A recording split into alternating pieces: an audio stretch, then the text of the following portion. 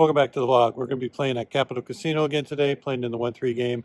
$500 match to stack. The games have been very action-packed since I've returned to poker, and they've been a little bit wild. And sometimes being wild is good, and other times, not so good.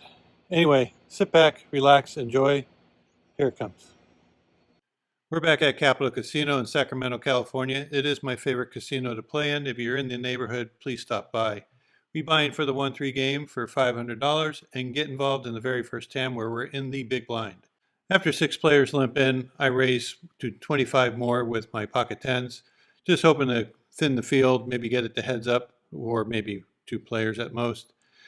It gets out a bunch of players, and there's one person with a stack of about $200 who puts in the call, and then another player in seat 1 also puts in the call. So we're going to go 3 ways to this flop with $85 in the pot.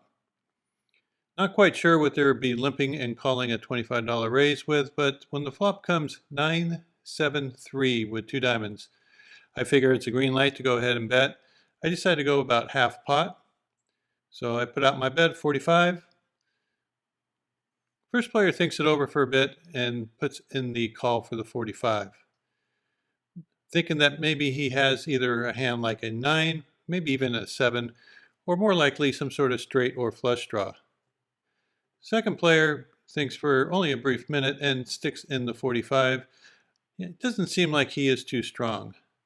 Figured I was going to really bomb any blank card on the turn, and the 4 of clubs looks pretty good to me. With their stack sizes, I just decide to jam.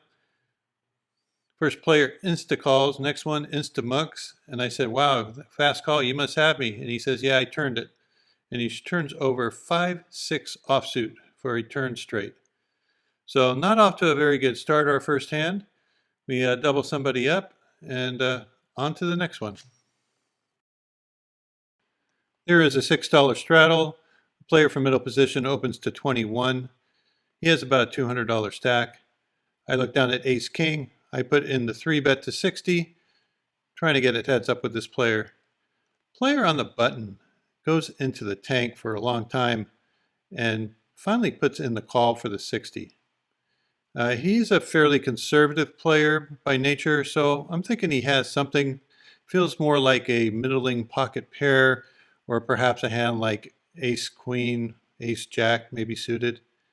It's folded back around to the initial raiser, and he doesn't think too long before announcing he's all in. As I said, he started with about 200, so it's going to cost me 140 to call. I'm definitely going to be at least calling, but I want to force the other player off in case he has some middle pocket pair. So I go ahead and I jam. He has about 350 left in his stack, and he goes into the tank again for a very long time. Finally decides on putting in the fold, and so we're going to go see a run out between me and the $200 stack. At this point, I was hoping for a flip, but then he tells me and shows me that he had 2 kings. So we're in the world of hurt at this point. Looking to get a little bit lucky. I mean, I haven't gotten lucky on these kind of situations in a very long time. The flop comes out ace 4-9. I told him I had ace king and I rolled it over. And there were 2 diamonds on board and he had the king of diamonds. And I'm going, with my luck, he's probably going to backdoor some crazy flush. But we get the all clear when the turn was a 4 of clubs. But the river was a king of spades. Oh my God.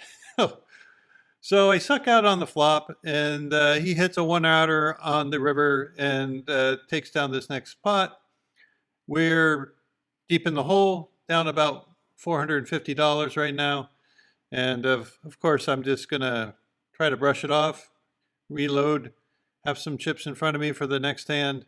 And I just congratulate him. He was in the lead from the get-go, so it's not surprising he won it. It's just the way he did hurt.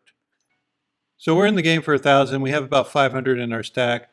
There's an early limper. I raised to 15 with Jack 10 suited, and we end up getting 4 people putting in the call for the $15. So we're going to end up going 4 ways to a flop with $64 in the pot. Flop comes out Jack, Queen, Jack. So beautiful flop. I mean, what more can you ask for? It's check to me. I put out a standard C bet of $20, just trying to get some action and see where people are at. Player on the button, who was the conservative player who folded last hand, puts in the call. Everybody else folds out, so now we're heads up to the turn, and the turn card is a jack of spades. So good luck on sucking out on this one, guys. I bet $40. I'm just hoping and praying that my opponent calls, because if he does, that means he has a queen in his hand. And if he has a queen in his hand, he is not going to fold to a blank 6 on the river. So he has about 270 left in his stack, and I want it all. I jam, and he just like goes into the tank, and he was in the tank for probably close to 2 minutes. And for me, if I have a queen or better in this spot, I'm definitely going to be calling. You can't really put somebody on quad jacks, especially the way the hand has been played. So after a very, very long tank, my opponent says call and he throws in a chip, and I'm more than happy to show him the jack 10. He rolled over that he had pocket aces, and it took him that long to call. That's the third nuts, and unless he put me on pocket queens or something, or of course the jack. Win a very nice pot. I'm glad I overbet this thing. Years ago, I might have only gone for a smaller bet, but in that situation, an overbet works perfect because the player is going to be calling you. He either has a full house or he doesn't. So I'm back to even and maybe just a few dollars ahead. So let's see if we can turn this thing around completely and make a nice profit. There's a $6 straddle. A middle position player limps in for $6. He's been limping in a lot. I look down at ace king and decide to raise. Make it 30 and only he calls. Flop comes 8, 3, 4 with 2 spades. So I got nothing, but I feel he has even less. When he checks it over to me, I just do a little small C bet and he quickly releases it. The same player limps in again early. I decided to raise to 20 with ace-8 suited. It's not the greatest hand, but I was trying to isolate. I end up picking up 3 callers. So we go to a flop of ace-10-9 with 2 clubs. Not the best flop in the world, but I'm definitely going to be continuing here with my range. I bet out for $30. Probably could go larger. It's something I need to work on this year with increasing my C-bet sizing. Only get called by the player who likes to limp a lot. So turn card comes is a 9. Not the greatest card in the world. I can either bet to protect against a flush draw, but I think that a 9 really hits his range a lot harder than mine, so I decided to check it back for pot control. River card comes is the 3 of clubs. Another not so good card in case he had a flush draw. If he has something else and missed, I don't think he's going to be calling, so I just check it back. He rolls over queen 8. So he might have called a small bet on the turn, but he's not calling anything on the river, so I don't feel too bad of the way I played this. The under the gun player limps, the +1 limps. I look down at ace king offsuit, put a raise to 20. End up getting 5 people putting in the call for the 20, but the 5th player actually didn't put in the call. He decided that he wanted to put in the raise, so he makes it 120. I mean, okay, he limped over a limper and now he woke up with something. I'm definitely going to be 4-betting this, and I need to make sure I price out most of the people that are behind me. I want to get this heads up with this player. He might be doing with it something like ace queen, ace jack, maybe some sort of hand, even like king queen or something. I don't know. So I decided to raise to 320. I figure this will get rid of just about everyone, and I'll be heads up with the player to my right, who has about $650 in his stack. The player on the button says he's getting too good of a price. He has a short stack of $112, and with all that dead money, I don't blame him for going with a hand that is playable. So he put in his 112, and the player to my right puts in the call. So we have a $416 side pot and a $437 main pot. Flop is not very good.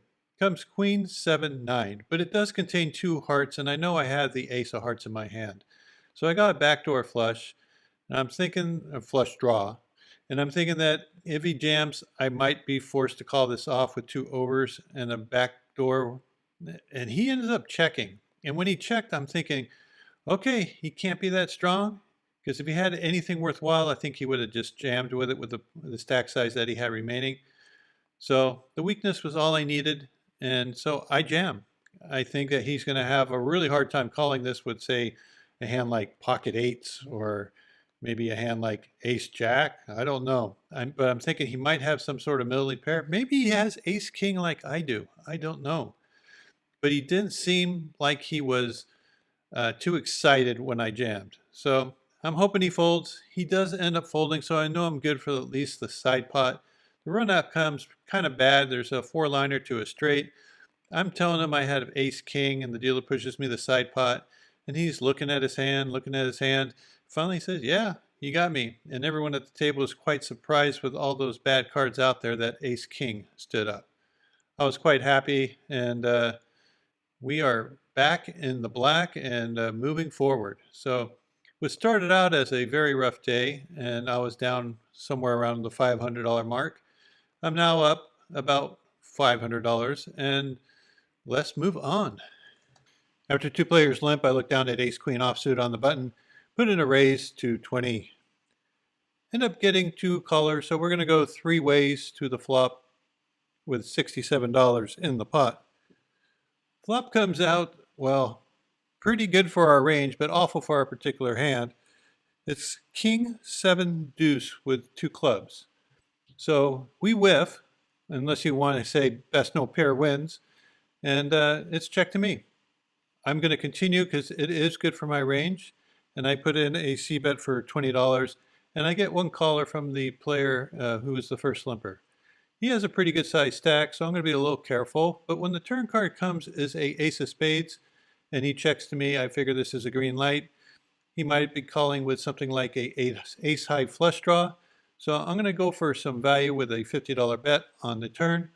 He quickly releases his hand, and we take down this small pot with ace queen. After being card dead for about an hour and a half and not really playing too many hands, just maybe seeing a flop or two, I looked down at 7-6 of diamonds on the button, and there were some limpers, so I figured this is a good spot to go ahead and raise, so I make it 15. I end up getting four callers. Flop comes ace 5-5 with two spades. So we completely miss this hand, and it is check to us, and I'm going, all right, I'll take a stab at it. Maybe no one has an ace, maybe no one has a flush draw, maybe no one has a five. So I bet out $20, and I get a caller from the initial limper. So I'm giving up on the hand, and then the five of diamonds comes up, and he checks to me again, and I'm going, okay, if he has a flush draw, maybe he'll fold it now. So I put out the smallest turn bet I could that still looked realistic, like I might have an ace. So I bet $30. I go, if he calls this, I'm done. I'm not calling or betting any more money into this pot unless the river card is another five. So my opponent thinks about it for quite some time before putting in the call. Of course, this Hollywooding doesn't fool me. I'm sure he has an ace. He checks the river. I quickly check it back, and he rolls over ace 10 offsuit. So I gave a little back. That five on the turn really cost me an extra $30. So this was a very wild game, and after a rocky start, I ended up making a comeback, cashed out a decent-sized winner. So I'm very pleased. I mean, I didn't tilt at all. At least I don't think I did. And I thought I played my same aggressive game no matter what the chip stack was. So at the beginning, I was aggressive. I got stuck. In the middle, I was aggressive. I got even. And in the end, I was aggressive and gave a little bit back. So I like the aggressiveness. I think that some of the players are adjusting to my style, and a lot of them do watch the vlog. So they're getting additional information about how I play. So I'm going to have to start mixing up my game just a little bit more, trying to keep those people a little bit more off balance. Anyway, I really do appreciate you watching the channel, and thank you for all your support. If you haven't liked, subscribed, or commented, please do so. It really does help out, make the channel grow a little bit faster.